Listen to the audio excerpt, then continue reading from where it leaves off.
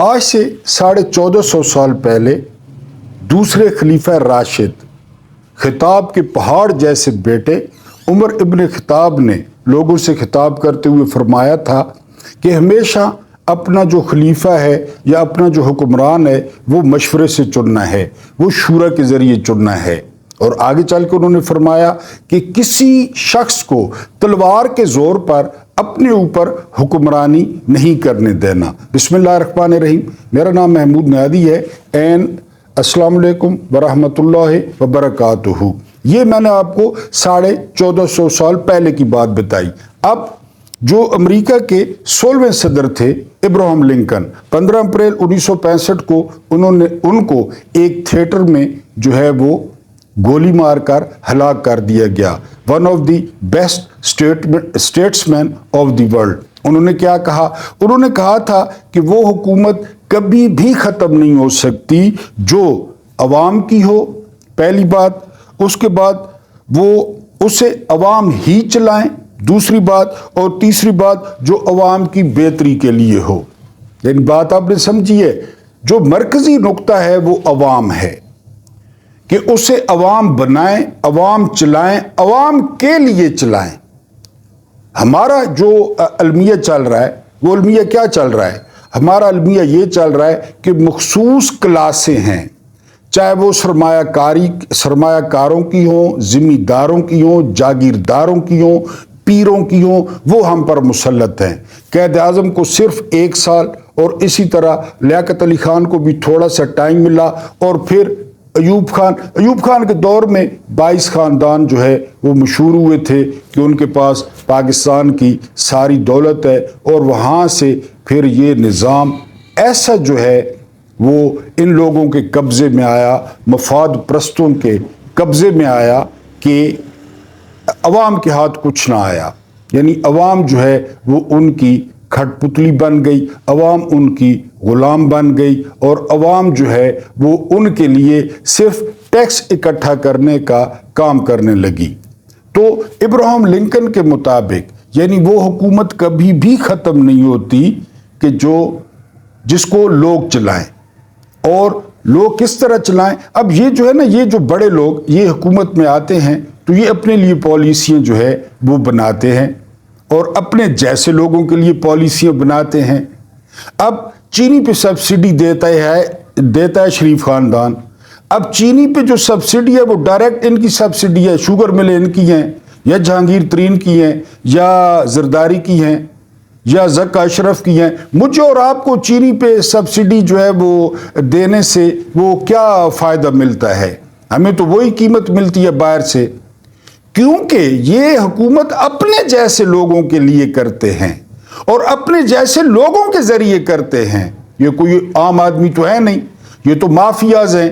جب مافیاز کی حکومت ہوتی ہے تو وہ مافیاز کو فیسیلیٹیٹ کرتی ہے، وہ مافیاز کی بات مانتی ہے، وہ مافیاز کے مفادات کا تحفظ کرتی ہے۔ اس کے لیے اس کے سامنے یا اس کی ترجیح عام بندہ ہوتا ہی نہیں ہے۔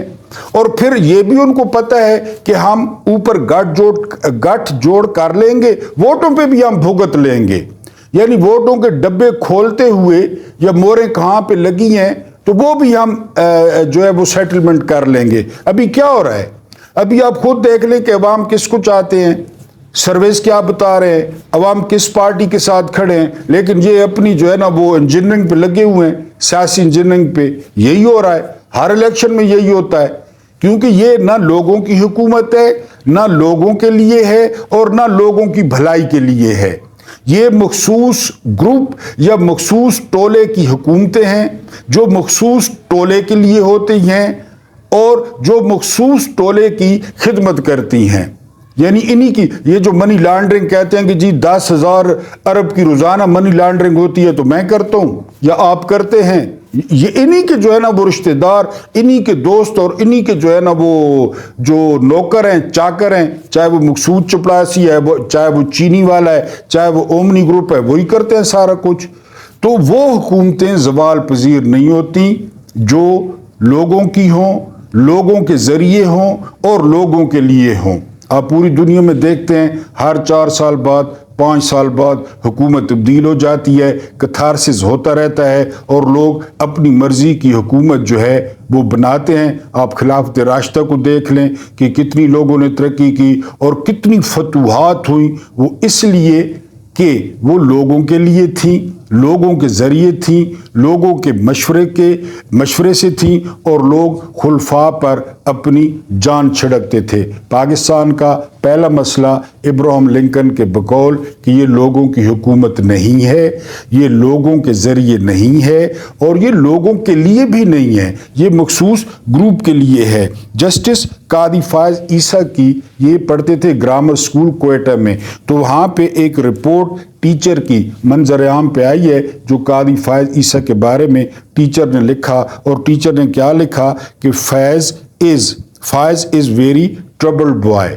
ہی از نارسسٹ، اور یہ بہت وائلنٹ ہے اپنے ساتھ والے اسٹوڈنٹس کے ساتھ، اور دوسرا بات یہ کہ یہ متوازن نہیں ہے، اور تیسری بات یہ کہ اس کی پراپر جو ہے وہ میڈیکیشن ہونی چاہیے۔ اب بدقسمتی ملاحظہ کریں کہ پاکستان کی انصاف کی سب سے بڑی کرسی پر یہ شخص بیٹھا ہوا ہے۔ یہ میں نے آپ کو گرامر اسکول کوئٹہ کی ایک ٹیچر کی رپورٹ آپ کے سامنے رکھی ہے، اور آپ لائیو کوریج دیکھ لیں، شاید آپ دیکھ رہے ہوں کہ وہ کبھی کہتا ہے کہ آئین پہلے ہے اور اسلام بعد میں ہے، کبھی وہ کہتا ہے توبہ کا دروازہ کھلا ہے، تو توبہ کا دروازہ صرف نواز شریف کے لیے کھلا ہے، وہ جو ضرورت سے زیادہ جو لوگ بند ہیں جیلوں میں ان کے لیے توبہ کا دروازہ نہیں کھلا، اور ان میں کوئی سائیکل چور، کوئی مرغی چور، کوئی ٹی وی چور، کوئی موٹر سائیکل چور وہ پڑے ہیں، کیونکہ وہ کیس کی پیروی کرنے والا کوئی نہیں ہے، ان کے لواحقین کے پاس وکیلوں کو دینے کے لیے پیسے نہیں ہیں، ریڈروں کا منہ بند کرنے کے لیے پیسے نہیں ہیں، لہذا وہ جیلوں میں پڑے ہیں، ان کے لیے کوئی جو ہے نا وہ توبہ کا دروازہ نہیں کھلا۔ اور پھر قاضی صاحب یہ بھول گئے کہ پھر اسلام میں تو چور کا ہاتھ کاٹنے کا بھی جو ہے نا وہ حکم ہے، پھر ادھر آپ کیوں نہیں آتے؟ اور پھر آپ نواز شریف کا کیس بڑے ڈیکورم کے ساتھ، بڑے آپ کے چہرے پہ اطمینان ہوتا ہے، آپ کے چہرے پہ روحانیت ہوتی ہے، آپ کے چہرے پہ نور ہوتا ہے، اور آپ نواز شریف کا کیس سن رہے ہیں۔ اگر وہاں پہ جب آ جائے نام پی ٹی آئی کا یا عمران خان کا تو یہ تھڑا بن جاتا ہے، سپریم کورٹ کا ڈیکورم لگتا ہی نہیں ہے، آپ فکرے کستے ہیں، آپ جگتیں کرتے ہیں، اور لگتا ہے کہ آپ کسی تھڑے پہ بیٹھے ہیں۔ لیکن نواز شریف کا کیس آپ لمبی سماعتیں کر کے اور شام تک اس کو چلا رہے ہیں، اور آپ کو لگتا ہے کہ اس وقت پاکستان کے تمام جو مسائل کا حل ہے وہ نواز شریف کی نااہلی ختم کرنا ہے، نواز شریف کو وزیر اعظم بنوانا ہے۔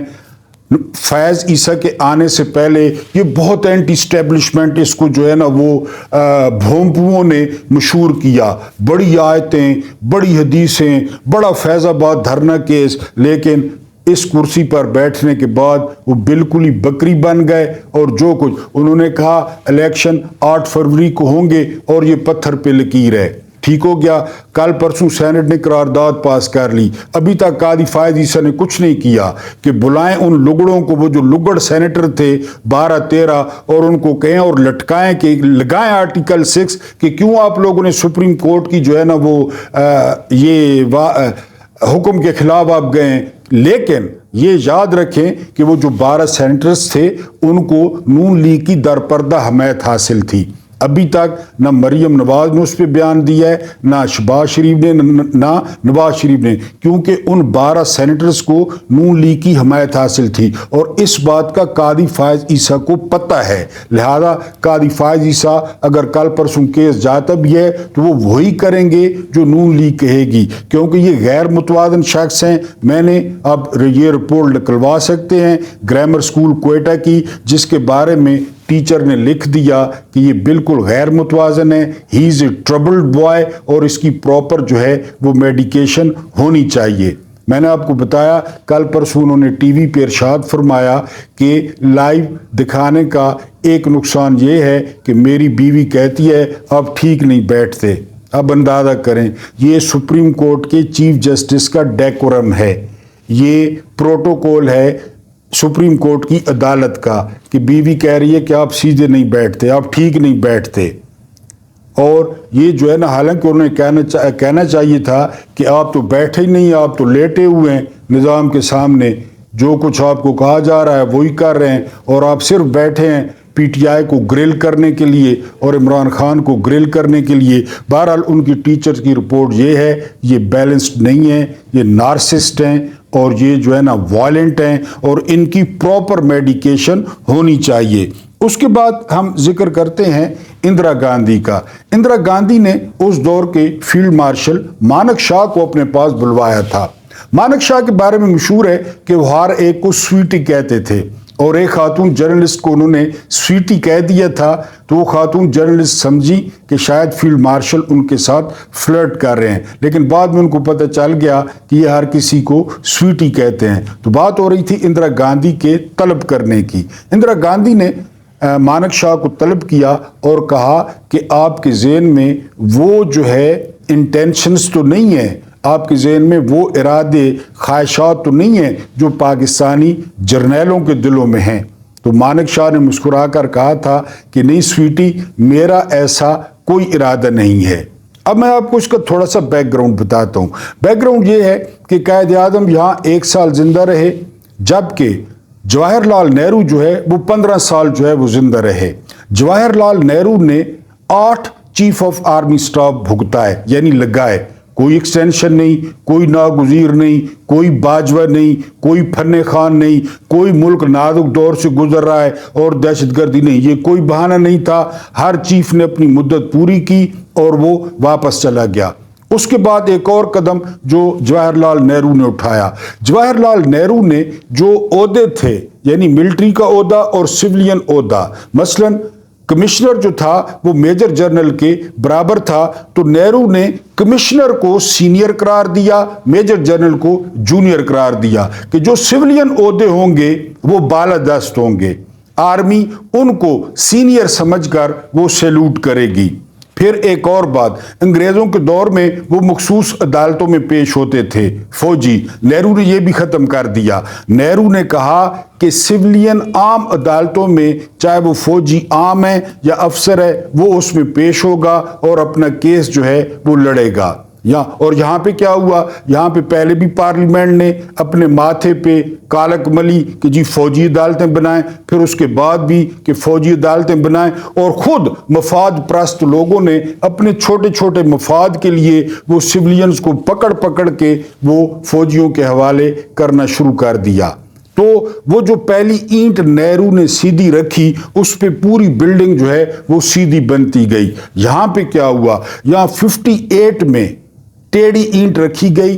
ایوب خان جس کی پہلی شکایت لگائی تھی سردار عبدالرب نشتر نے اور کہا تھا قائد اعظم کو یہ کہ میرے کام میں مداخلت کرتا ہے، یہ مجھے ڈکٹیشن دیتا ہے، یہ میری بات نہیں مانتا، تو قائد اعظم نے اریٹیٹ ہو کر 2 سال کے لیے کوئی بیج منع کر دیے ایوب خان پر اور 2 سال کے لیے مشرقی پاکستان بھیج دیا گیا کہ اس کو مشرقی پاکستان بھیج دیا جائے۔ لیکن اس کے بعد پھر ایک اور بات آپ کو بتا دوں، ایوب خان نے جو سارا کچھ کیا بعد میں یہ بھی ایکسٹینشن کی بنیاد پہ کیا۔ جس طرح باجوہ نے 3 سال بندے کے پتر کی طرح گزارے اور بعد والے 3 سالوں میں سارے ملک کا بیڑا غرق کر دیا، اسی طرح ایوب خان کو سکندر مرزا نے ایکسٹینشن دی تھی۔ اور پھر ایکسٹینشن کے بعد آپ دیکھ لیں وہاں سے اینٹ ٹیڑھی پڑی 58 سے، اور اس کے بعد جو ہے وہ ساری بلڈنگ وہ ٹیڑھی ہوتی چلی گئی، جس کا آج تک ہم نتیجہ بھگت رہے ہیں۔ ایک اور بات اپنے ویورز کے ساتھ شیئر کرتے چلوں کیونکہ آج کل وہ کتاب بینی کا شوق نہیں ہے۔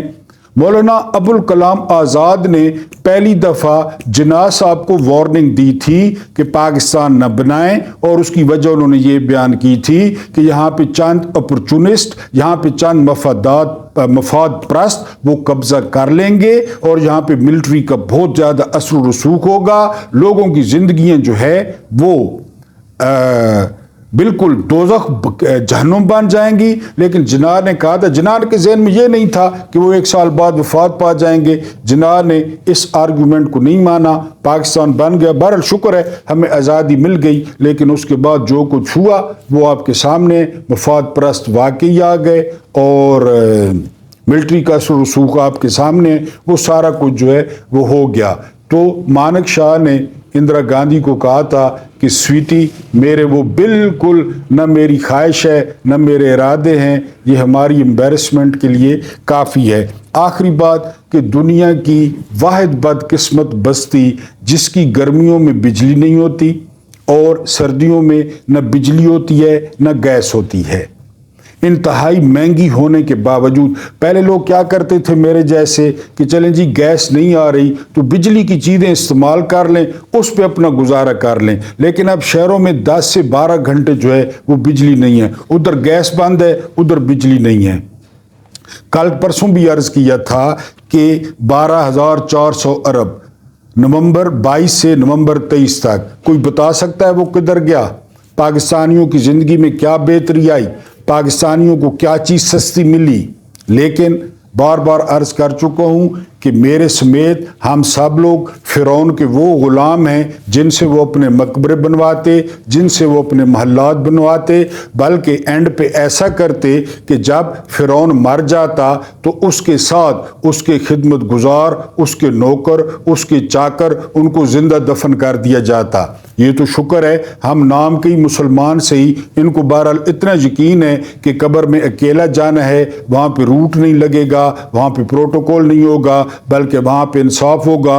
वरना यकीन करें कि हर 22वें ग्रेड का बंदा वो 100-150 बंदा अपने साथ जिंदा दफन करवाता कि ये मेरा वहाँ स्टेनो होगा, ये मेरा वहाँ पीए होगा, ये मेरा वहाँ रीडर होगा, ये मेरा वहाँ बटमैन होगा और मेरी खिदमतें करेगा। लेकिन शुक्र है इनको इस बात का पता है कि उधर लितर अकेले खाने हैं और अकेले जो है वो सवालों का जवाब देना है, क्योंकि ये तमाम उलमा तकरीबन कहते हैं कि अल्लाह पाक चाहें तो अपने जो उनके हकूक थे, चाहे नमाज, रोज़ा, हज, ज़कात, सारा कुछ वो माफ़ कर सकते हैं, हो सकता है कर भी दें। लेकिन जिन्होंने लोगों की ज़िंदगियों को जहन्नुम बनाया, जिन्होंने उसके कुंबे को तंग किया, उनसे पूरा पूरा हिसाब होगा। तो आप पाकिस्तानी हुक्मरानों का जो है वो अंदाज़ा कर लें कि पाकिस्तानी हुक्मरानों के साथ क्या होगा।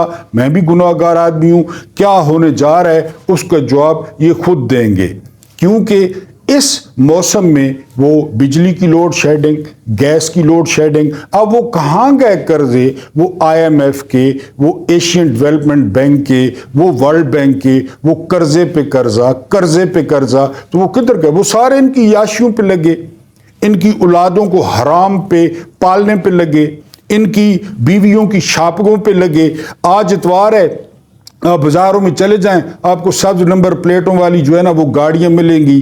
कोई जो है करेले लेकर जा रही होगी, कोई मटन लेकर जा रही होगी, कोई कबाब लेकर जा रही होगी, आपको मिलेंगी कि और उसमें जो डीजल होगा, जो पेट्रोल होगा, जो ड्राइवर होगा वो सरकारी होगा, उसकी पेमेंट हमने करनी है, क्योंकि हम जो फ़िरौन के ग़ुलाम हैं और हम इसी तरह जो है ना वो चल रहा है और इसी तरह चलता रहेगा। यह आपका अपना डिजिटल प्लेटफॉर्म है। वीडियो अच्छी लगी हो तो लाइक ज़रूर करें, आप लाइक नहीं किया करते। और इस YouTube फैमिली को बढ़ाने में और फैलाने में आपसे ताउन की दरख्वास्त है, इस खाकसार को सब्सक्राइब करें। अल्लाह पाक आप लोगों को आसानियाँ अता फरमाए और आसानियाँ बांटने की तौफीक अता फरमाए। एंड मुझे बर्दाश्त करने का बहुत बहुत शुक्रिया।